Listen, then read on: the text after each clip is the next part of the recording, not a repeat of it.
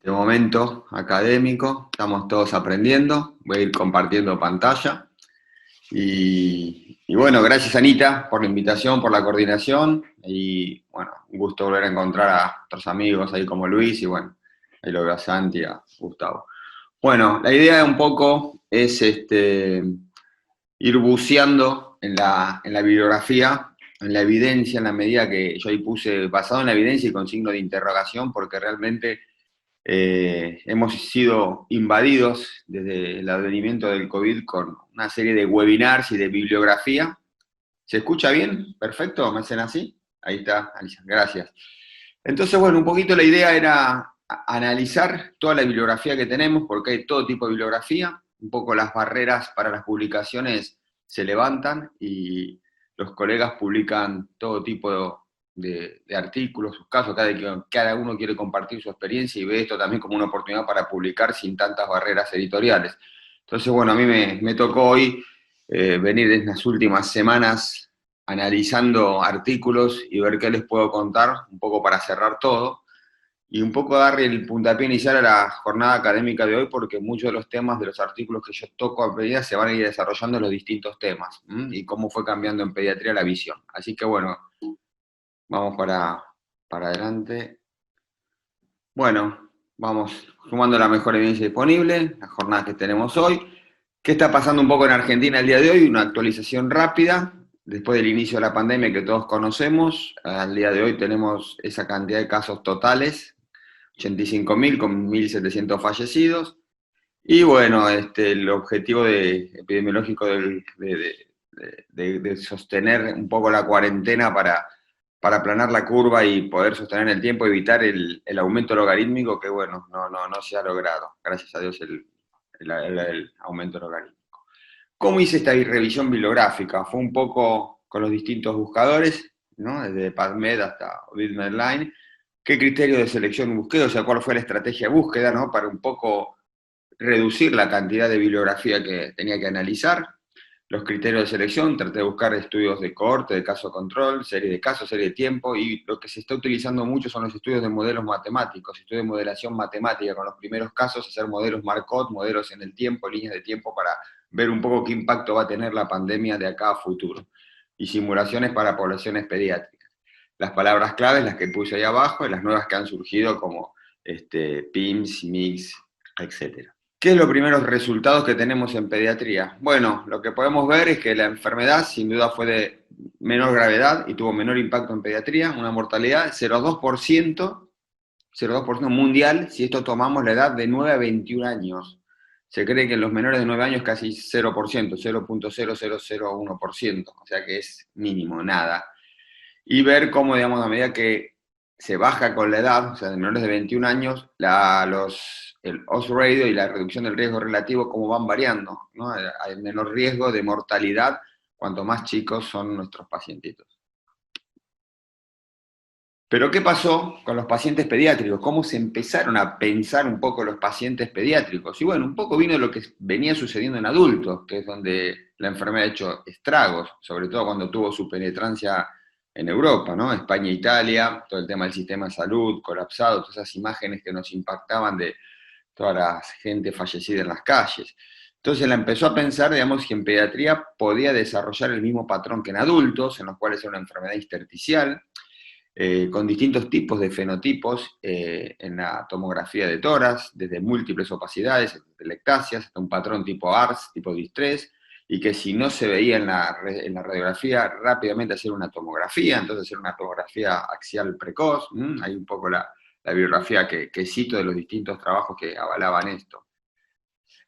Y está de algo lo que fue el descubrimiento del doctor Gattinoni y después varias publicaciones, y esta es una revisión comparada con John Marini, en el cual ellos comentaban dos tipos de fenotipos para el patrón respiratorio en adultos todavía, ¿no? Pero ya intentaban ver cómo esto podía trasladarse a pediatría. Había uno de baja elastancia y alta compliance, con baja reclutabilidad, que no tenía mucha respuesta a la PIP, y otro todo lo contrario, con baja compliance, que podía tener muy buena respuesta a la PIP. Entonces, bueno, se empezó a pensar si en pediatría podía suceder esto. De ahí surgen las estrategias de cómo lograr ventilar a los pacientes y surgen recomendaciones. Una acá desde la SATE, nuestro comité, el Comité Pediátrico de Neumología Crítica, recomendaciones para el manejo ventilatorio de los pacientes pediátricos en SARS-CoV-2, y también del Comité Respiratorio de la SIP, que hemos trabajado con todo el grupo de Latinoamérica, que está trabajando muy bien, hay webinar, de hecho todos los sábados, de hecho hoy hay uno también a la tarde, de trauma. Bueno, el Comité Respiratorio de la SIP ha trabajado mucho en recomendaciones. Abajo un poco. Empiezan los primeros trabajos. Allá directamente por mayo, este diseño, la Pediatric Critical Care, es un diseño de Albert García Sabido, que en el cual, digamos, uno ve y dice, bueno, son 11 casos como sospechosos, 7 fueron positivos para PCR,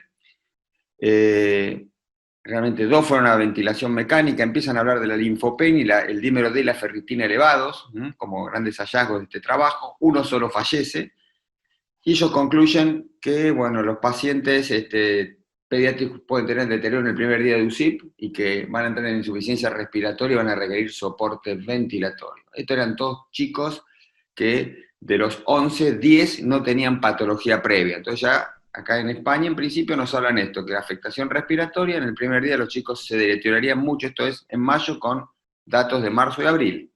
Pediatric Critical Care Medicine. Buscando un poco más de evidencia, surge este trabajo de Lara Shekardian, que nuclea a 46 terapias intensivas pediátricas en todo Estados Unidos y Canadá. Es una publicación del JAMA, si bien es una publicación de mayo, es con los datos recabados entre marzo y abril. Un trabajo grande, el Centro Coordinador for Baylor College of Medicine de Houston, ¿no? Ahí Lara trabaja allá en Houston. Entonces, bueno, un trabajo bastante fuerte, también descriptivo. ¿Qué nos dice este trabajo? 48 niños.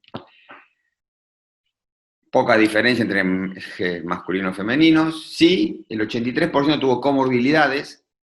El motivo de ingreso, el 73% tuvo síntomas respiratorios, el 38% ventilación mecánica, uno fue ECMO.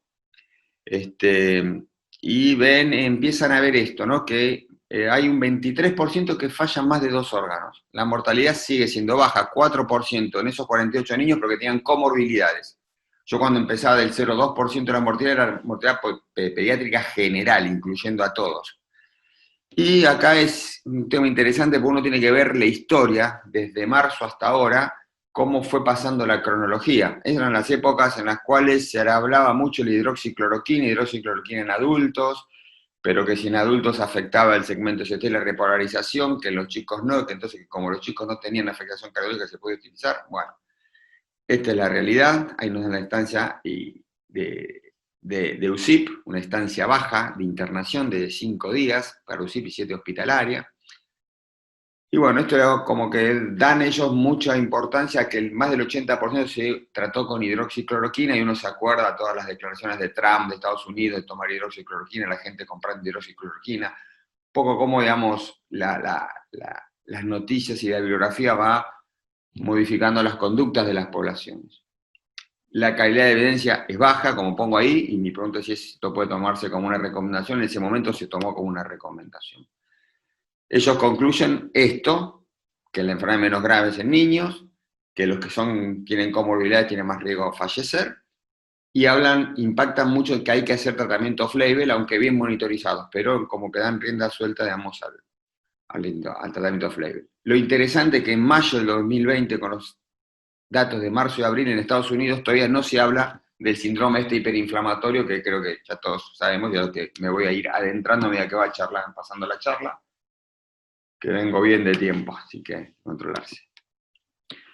Bien, algunos datos de los chicos con impacto en España e Italia, sobre todo en Barcelona, el Hospital San Juan de Dios, que empiezan a ver un síndrome parecido al Kawasaki, sale un síndrome Kawasaki-Lai, un síndrome inflamatorio, con un trastorno en la respuesta inmune, con una tormenta de citoquinas, con un influjo aumento de interleuquinas y linfopenia. Hoy va a haber una charla en la parte de yo que coordina Gus y hay muchos amigos que ya han hablado en la CIP sobre esto, así que ellos van a hablar específicamente del síndrome. Yo me voy a limitar un poco a ver qué pasó con la bibliografía. Bueno, y también Rafael Freire, cuando habló de Kawasaki-Lai en otro webinar de estos, hace un par de sábados comentó un poquito esto. Entonces ya se empieza a hablar. Y se habla, digamos, de un síndrome que se lo empieza a catalogar como PINS-TS o como MIS-C, ese síndrome multiinflamatorio, en el cual, digamos, ya, si bien es parecido al Kawasaki, empieza a tener algunas cuestiones diferentes al Kawasaki, ya no se habla tanto Kawasaki-like, pero sí se empiezan a ver algunos marcadores, como linfopenia, aumento del dímero D, aumento de la ferritina, entre otros.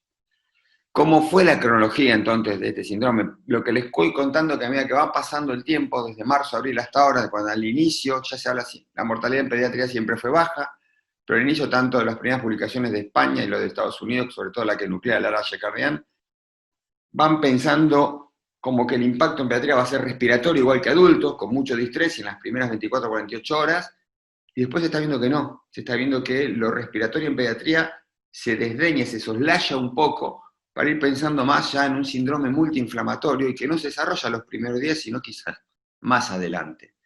Esta fue un poco la discronología. En abril del 2020, una publicación de UK con niños con shock cardiovascular, fiebre y hiperinflamación, esa que ahí pongo ahí abajo, del Lancet del 2020, en las cuales, digamos, hablan de 8 niños con estas características. En mayo, el 14 de mayo, ya se define, el CDC define los criterios de MIX-C, y empieza ahí con una manifestación, como hablaba, parecía el síndrome de Kawasaki, vasculitis tipo Kawasaki, Kawasaki-like, con una inflamación, manifestación mucocutánea, hiperinflamación y fiebre. Y ven que también aparte de esta definición del 14 de mayo, de estos síntomas crecientes, y que este Kawasaki-like se va un poco desprendiendo ya de lo que es el Kawasaki-like, ven que este mix se afecta a niños mayores de 5 años y adolescentes, o sea, no a chicos tan chiquitos, sino más grandes. Hasta que hace poquito, digamos, el 29 de junio, el CDC publica, digamos, con todo el grupo el grupo de Team reporta, digamos, que después le voy a dejar un trabajo en New England Journal of Medicine con 186 pacientes. Bueno, mientras tanto, digamos, los webinars en Italia y en España, como este, ya empiezan a describir con mayor frecuencia este síndrome Corona Shock-like Syndrome, Kawasaki-like. Y nos están hablando un poquito, acá en Boston hay una muy buena editorial, yo dije también había citado algunas editoriales, empiezan a analizar un poco fisiopatológicamente de qué se trata esto, por qué es lo que está sucediendo, cuál es la tormenta de citoquinas. Y que quizás es una fase no inicial y que depende del huésped y que puede manifestarse entre los 5 y los 10 días. Más bibliografía para llegar al famoso trabajo del New England Journal of Medicine, es un trabajo que el que no leyó recomiendo leerlo. Si bien el nivel de evidencia es bajo, acorde a la strong recomendación de la evidencia Gray, igual hay que hablarlo porque hay 186 casos, un estudio prospectivo, retrospectivo observacional, y es multicéntrico de Estados Unidos. Acá, como pueden ver, en amarillo y en rojo, en amarillo cuando es la infección y en rojo después la manifestación del síndrome multiinflamatorio, como que son días después de la infección. Acá para ver que pueden estar comprometidos 2, 3 o 4 más sistemas, pero que es muy frecuentemente que estén comprometidos 4 o más órganos en los niños, o sea que es bien multisistémico.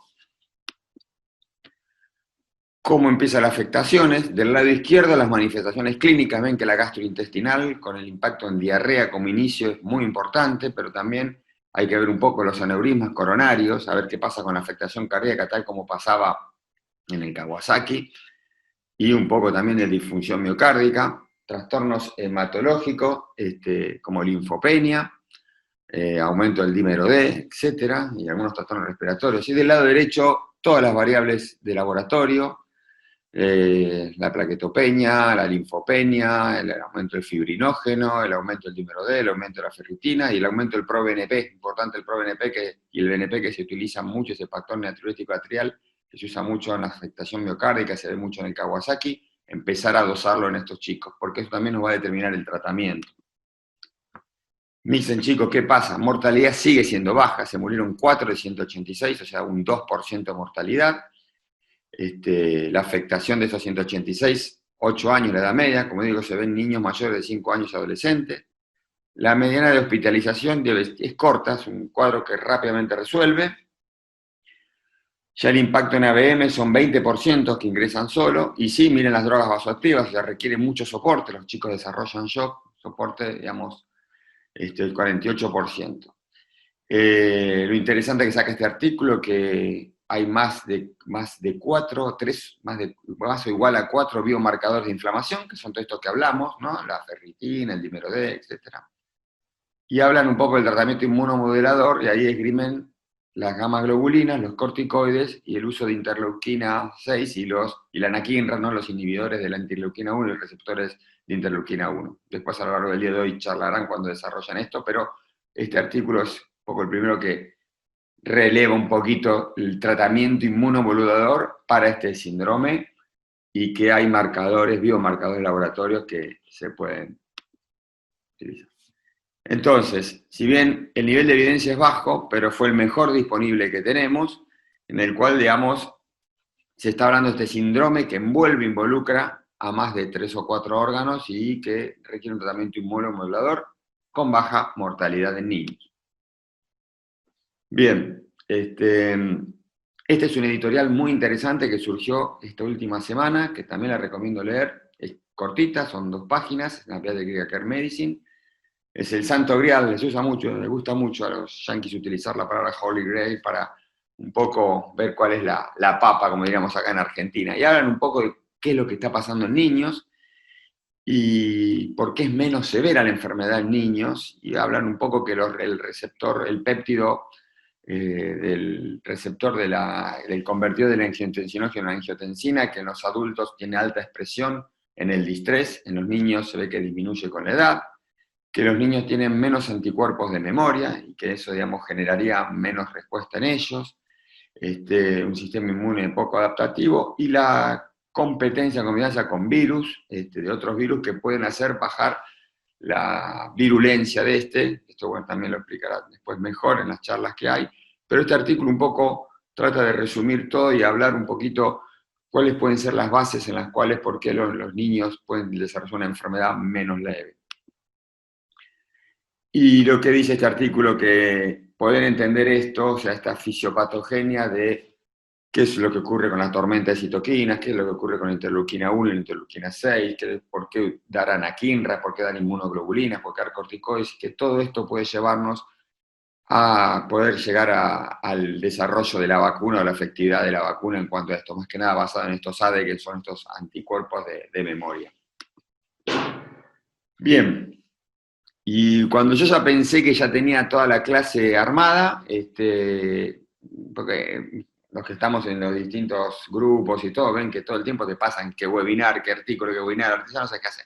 Bueno, vino mi amigo Gustavo González, que está por acá, y presentó esto. Dijo, miren esto, es lo mejor que tengo. Y digo, uy, soné, tengo que leer un artículo más. Y bueno, mandó esto, así que esto es del jueves pasado, o sea, hace 2 días, perdón, el jueves fue feriado, del miércoles que lo mandó Gus, no me acuerdo cuándo, pero estas son unas recomendaciones, son 54 páginas, son unas recomendaciones de expertos. La evidencia también es baja, grado 4, porque es recomendaciones de expertos.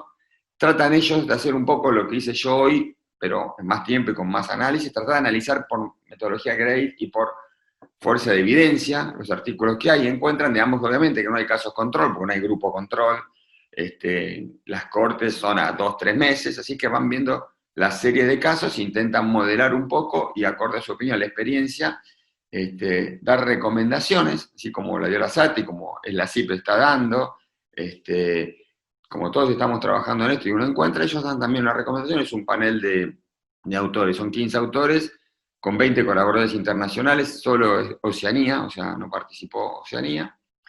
Lo que es interesante es que el método de trabajo lo hacen acorde a un marco lógico de respuesta, y haciendo distintas asunciones con las cuales, digamos, en una probabilidad bayesiana, queda abierto, digamos, mucha disparidad, mucha ambigüedad. Pero no me preocuparía por eso, porque, como digo, si bien la calidad de la evidencia es baja, es la mejor evidencia disponible que tenemos hoy en día. Entonces ellos un poquito identifican bien las características de la población pediátrica.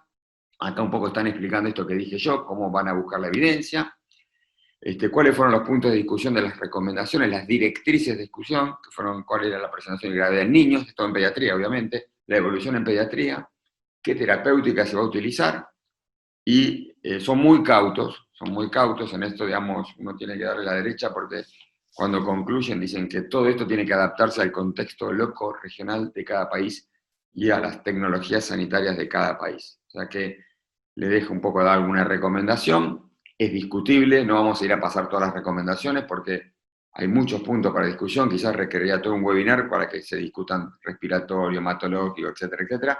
Hay muchos puntos para discutir, pero ellos dejan abierto a que las realidades de cada país y el análisis que hagan los expertos de los ministerios de salud puedan ver, digamos, qué es lo aplicable o no de la sociedad científica. Así que hay resultado final, 44 recomendaciones, como dije, pausibles de modificaciones regionales. Y esto fue todo lo que tenía para decirles. 20 minutos, perfecto. La realidad es, como ahí puse, me inspiré un poco en la canción de León Gieco, ¿no? Que cuando habla de solo le pido a Dios, ¿por qué digo esto? Y esto ya va fuera de cualquier cuestión política que no es la idea acá, pero cuando a veces uno ve a la gente que sale a manifestarse a las calles sin barbijos y todo esto todos juntos en el mes de peor pico y todo, uno entiende, digamos, la realidad económica, los problemas que hay, pero, digamos, no nos tiene que ser indiferente esta pandemia.